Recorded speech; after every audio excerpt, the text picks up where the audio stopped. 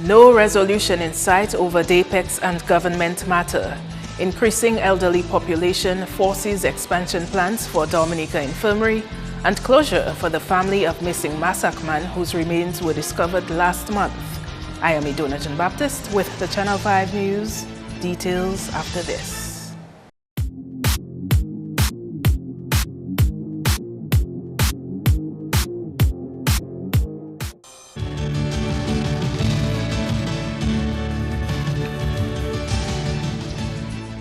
First up, a financial matter between management of the debt-plagued Dominica Agricultural Exporters and Producers Limited and government remains unsettled.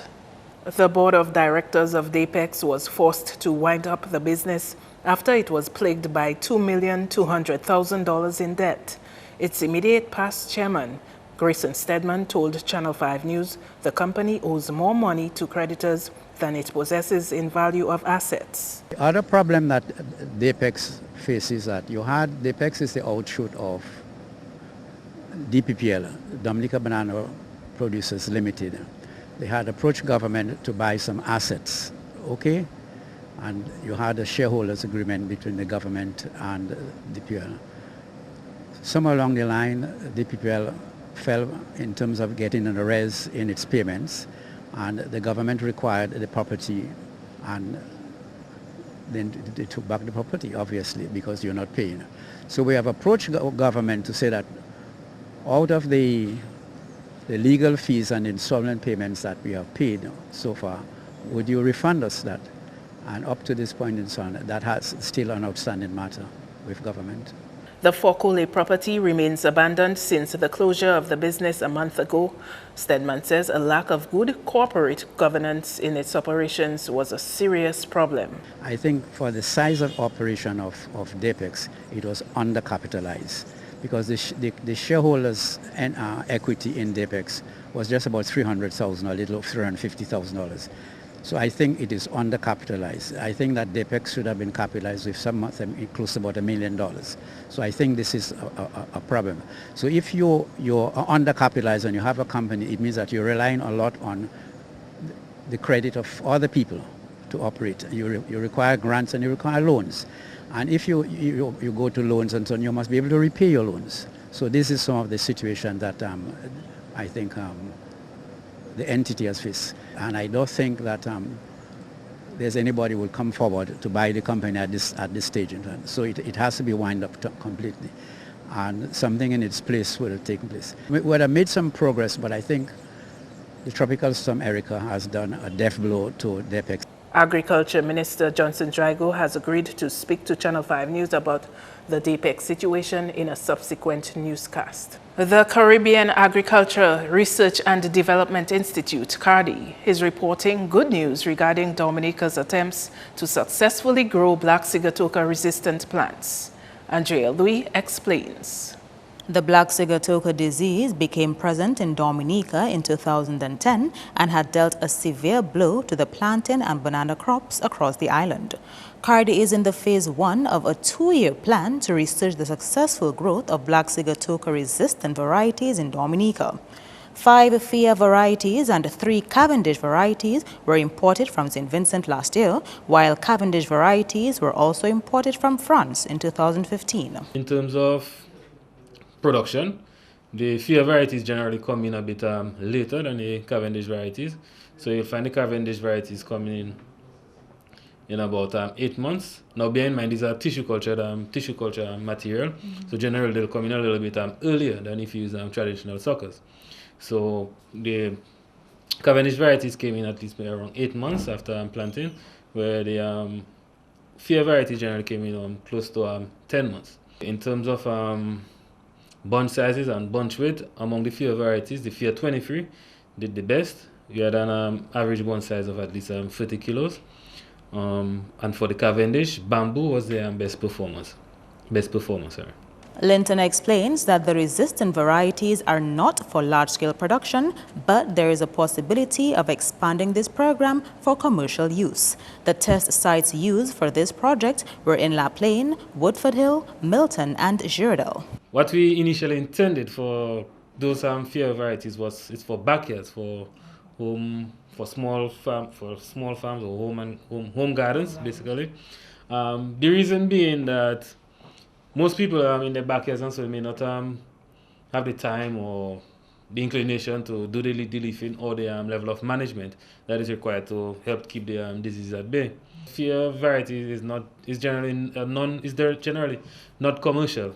The among the varieties or the accessions I mentioned, Fear 1, it's only sold in Australia in niche markets, and the 21, which is a plantain, it's pretty common in Latin America, but we also have to take into consideration the end use of these products in terms of how we consume them. It's a bit different in those countries.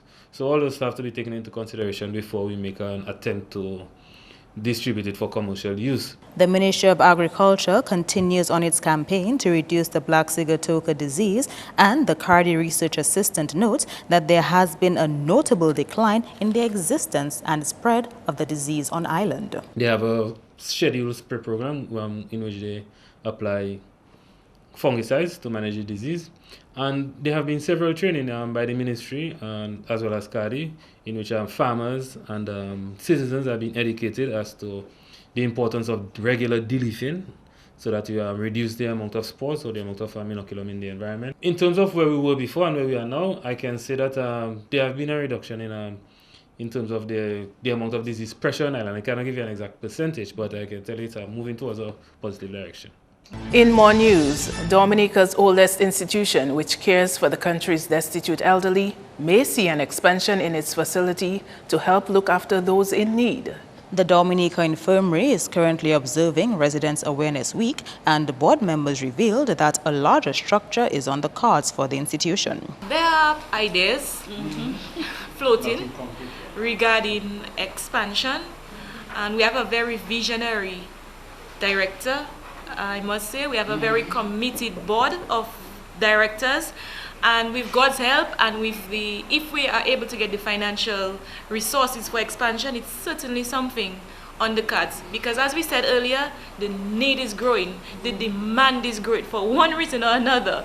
The demand is growing, and it's something that we are looking at, but we are constrained financially. Director of the infirmary confirmed that the increasing elderly population, coupled with the limited space at the infirmary, make it mandatory at this point for the board to look to expand the space in which the infirmary operates. There's an increase in the challenges faced by family members in providing care for these elderly people. And what we've noticed is sometimes, for example, a young person may come and say, my father is living with me, but I am working, my job is not enough that I can pay a caretaker, but I really need him to have care and I need him placed here. So we may not say there's an increase in the number of people who place RAM residents at the infirmary, but with people aging, there's always an increase in need. But our capacity has not increased, right? And the sad thing is that someone needs to die to create a vacant position at the infirmary. Currently, there are 84 residents being cared for at the institution. The Dominica Infirmary can house a maximum of 96 individuals. 4 days after the southeast corner of the Makushi Bailey Bridge dropped 5 inches below its normal level, the Bailey Bridge is being confirmed safe for vehicular traffic. The announcement came from the Ministry of Public Works on Monday. Last week, Thursday, the torrential rains which accompanied the trough system affecting the island had some impact on the Bailey Bridge in Makushi. Following this incident, a team from the Ministry of Public Works visited the site to do a preliminary assessment of the structure and confirmed that the bridge is still safe for vehicular traffic. From what we observed, what occurred is that with the rush of water made the bridge structure, there was some movement of the subgrade or the ground underneath the supports to the bridge. And what that resulted in is a bit of undermining and therefore a slight difference in settlement from one side to the other side. So what you see is on the northeastern corner of the structure, there was a drop of approximately 5 inches. I should say it's the southeastern corner, but the southwestern corner did not move as much as the northeastern corner. Therefore, you have this sort of slight twist on the bridge. Permanent Secretary in the Ministry of Public Works, Kendall Johnson, is reassuring the public that the bridge is in no immediate danger of a catastrophic failure. The bridge is supported on concrete slabs, and if you were to take a closer look to both ends of the slab, of the bridge, both north and south, you will see all of the slabs are tied using heavy steel cables and at either end to prevent the washing away of the structure. So yes, the bridge has been damaged by the flood.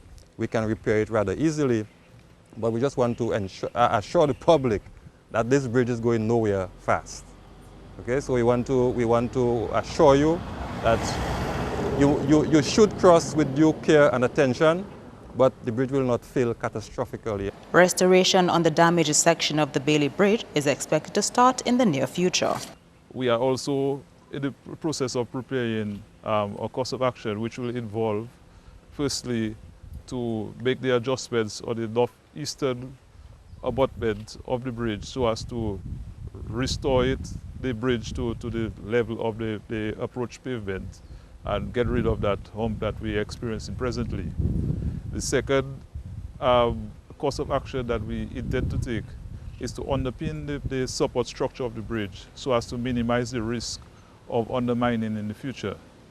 And thirdly, we intend to look at the river channel to identify the areas in which it went off its normal course so as to as best as possible, reduce the chances of flooding to the area that we are in right now and keep the water in its normal course. The Bailey Bridge was among 4 that were given as a gift from the Vincentian government in the wake of Tropical Storm Erica last year. Andrea Louis, Channel 5 News. You are watching Channel 5 News. What's in the PSU's proposal on behalf of public officers? That and more when we return.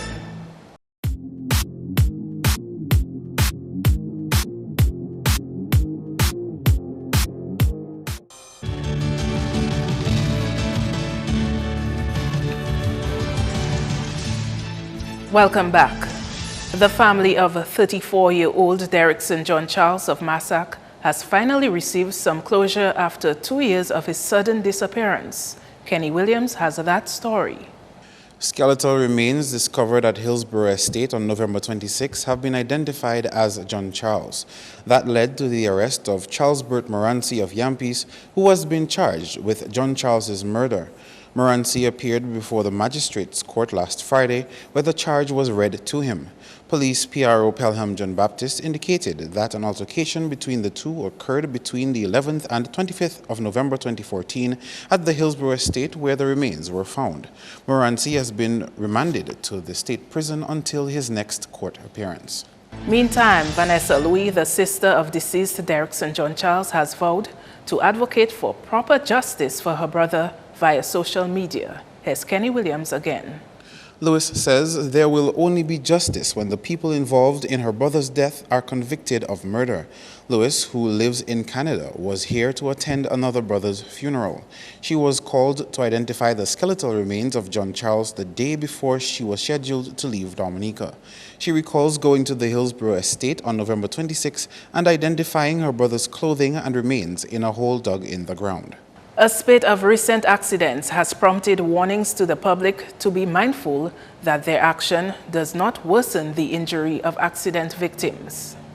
PRO of the Fire and Ambulance Services, Wayne Later, says he prefers if people allow the experts to first deal with responding to traffic accidents. As a matter of fact, if we go to procedures, we'll find that the term extrication is used. During that procedures, what you find the fire officers would be doing, it's to leave the person where they are and move the wreck from them instead of extracting them from it. And if you have to extract somebody, make sure that the person can or will be assisted and not just pull the person off. A lot of times what we find happening is that persons get or they aggravate the condition of the person when you simply drag the person out of that wreck. Yes, in some countries it is law that you do not touch the person, but we still maintain that good Samaritan behavior in Dominica. where we help people. But what we want to advise persons is that when you are helping, make sure that it is help that will be worthwhile. Later says emergency rescue officers must inspect the vehicular collision before removing victims from the situation. He says civilians should always be mindful of spinal injury of accident victims involved in a collision. There are some cases where if you move somebody who is injured based on the injury, you will worsen them. And particularly with injury to the spinal column. And this is one of the injuries that is suspected anytime somebody is in an incident. Suspected spinal injury. And the bad movement of that person could actually rupture your spinal cord and may become worse for that person. And a recent proposal by the Public Service Union is requesting government contributes to a group medical insurance for public servants. The request is part of a list of non-salary benefits which the executive of the PSU has submitted to a government negotiating team. This is ahead of salary negotiations on behalf of public officers for the 2015 to 2018 period. The PSU has asked that government makes a monthly contribution of $30 for each insured public officer to go towards the union's group medical insurance with Beacon. The PSU previously made a similar proposal in respect to the 2012 to 2015 triennium. Presently, government is not contributing. Government is not contributing to medical insurance for members. So this is something that we are proposing. According to its new submission, although it initially found favor with the government, it was eventually denied after a 5% salary increase was offered. That time, PSU asked for a monthly contribution of $25. However, since the insurance premium has increased, rates have moved from $39 to $60 per insured person. Another proposal is for government to contribute $200,000 towards a medical fund. The union operates a revolving fund in which it offers loans with an interest rate of 4.5% to public officers for medical purposes. Government had previously contributed $350,000 to the union's medical fund as part of non-salary benefits negotiated for the 2009 to 2012 period. Government has been looking at ways it can implement a national health insurance program. Actually, the Prime Minister announced in July during national budget presentation that $5 million EC dollars would be allocated for the creation and administration of a pilot health insurance facility for single mothers and their children. He expects that will take effect in January 2017. That's news. Kenny Williams is next with your sports highlights.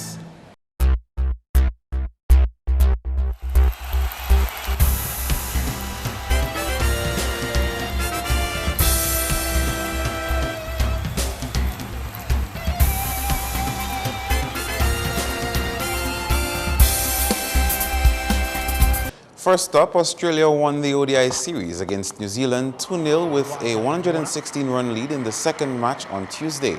Australia took first to knock and scored 378 for 5. David Warner had the hot hand for the Aussie side with 119. Michelle Marsh added 76, Stephen Smith 72 and Travis Head 57. Set 379 to win, the Zealanders were bowled out for 262 in 47.2 overs. Kane Williamson made 81 and James Neesham 74. Pat Cummins picked up 4 for 41. In the previous match, Australia won by 68 runs. Meantime, two Dominicans will get a chance to make the West Indies under-19 squad for the 2018 World Cup when training begins in Grenada on Friday. Daniel Dupini and Alec Athanas form part of a pool of 20 potentials that could make the squad for the 2018 games.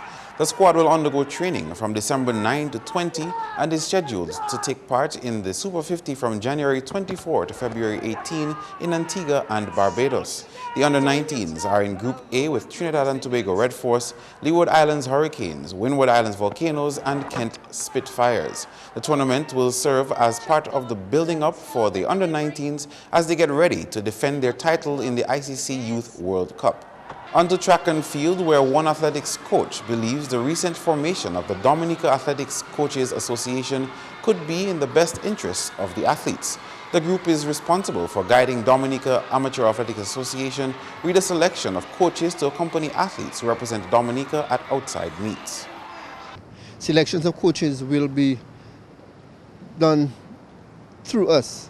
So we would then see the makeup of the team, and we would then advise the association and actually give, these are the coaches that are more suitable to be going to such an event.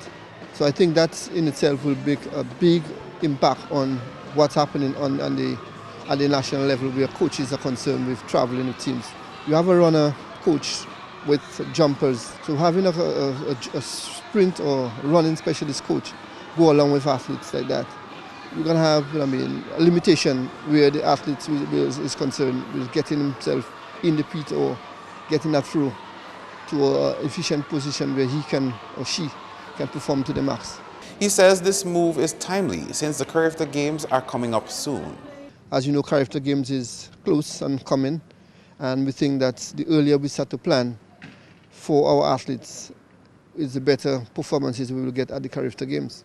Meantime, national sprinter Luan Gabriel had a good showing at a recent invitational track meet where she secured 3 gold medals. Competing for the University of Maryland Eastern Shore, the former Olympian got gold in the 200, 400 and 4x400 meter events. In a Facebook post, Gabriel said although it was her first meet, she wanted more of it, but remains grateful for her having a successful and injury-free competition. Next up, Portsmouth Secondary gave Pierre Charles a 16-2 thrashing in the final match of the round-robin competition in the secondary school's under-20 football competition on Monday.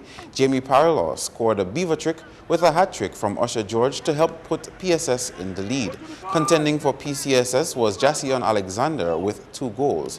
The competition continues on Friday with the under-20 playoffs and under-15 semi-finals. In Domino, we can tell you there were 5 winners in Zone A and 4 in Zone B from recent action in the White Oak Domino League. In Zone A, one case from Dodan scored 4,105 against Task Force's 3,457. Rockers defeated Heats 4,027 to 3,051.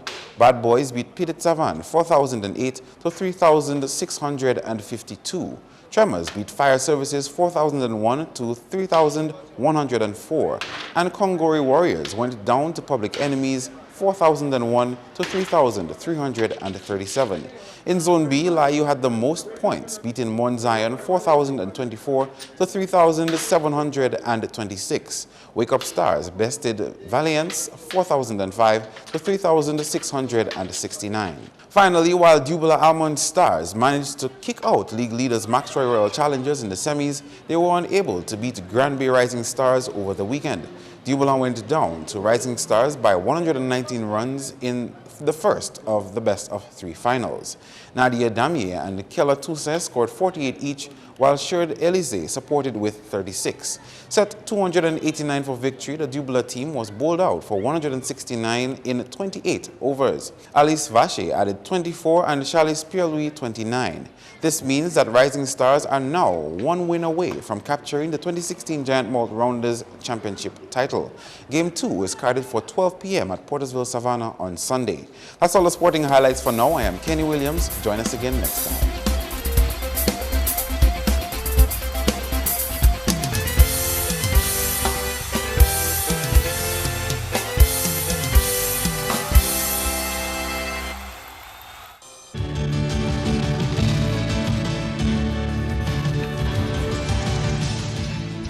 The weather report is next. Good evening, viewers. Welcome to tonight's weather broadcast. I am Janelle Macpherson and I'll be your presenter this evening. Infrared satellite imagery today showed generally fair weather conditions across most of the islands today. Visible satellite imagery showed cloudy skies across Dominica this afternoon. Radar imagery indicated scattered showers mainly across the southern portion of the island chain. The weather for tonight: partly cloudy to occasionally cloudy, with scattered showers and possible isolated thunderstorms. An improvement tomorrow to fair to partly cloudy skies, breezy conditions, and a few scattered showers. Seas tomorrow moderate in open water, waves peaking up to 7 feet. Small craft operators and sea bathers are advised to exercise caution. Looking ahead for the next 3 days, by Thursday, an increase in cloudiness, scattered showers, and possible isolated thunderstorms is expected. Friday, fair to partly cloudy skies with a few scattered showers. Throughout the Caribbean tomorrow, fair to occasionally cloudy skies and scattered showers are expected. On the international cities forecast, overcast conditions expected in New York, thunderstorm activity in Miami and Caracas, and fair weather conditions in London and Beijing. Sunrise tomorrow at 6:20 a.m. and sunset at 5:35 p.m. For up-to-date weather information, please visit our website at weather.gov.dm or call the weather hotline at 447-5555. Thank you for viewing and have a good night. To end the news, the headlines again. No resolution in sight over Depex and government matter. Increasing elderly population forces expansion plans for Dominica infirmary, and closure for the family of missing Massac man whose remains were discovered last month. Feel free to contact us at news@marpin2k4.com. You can also access our past newscasts on our YouTube channel. On behalf of the production team, I am Idona John Baptist, and to all our viewers around the world, thanks for watching. Join us tomorrow.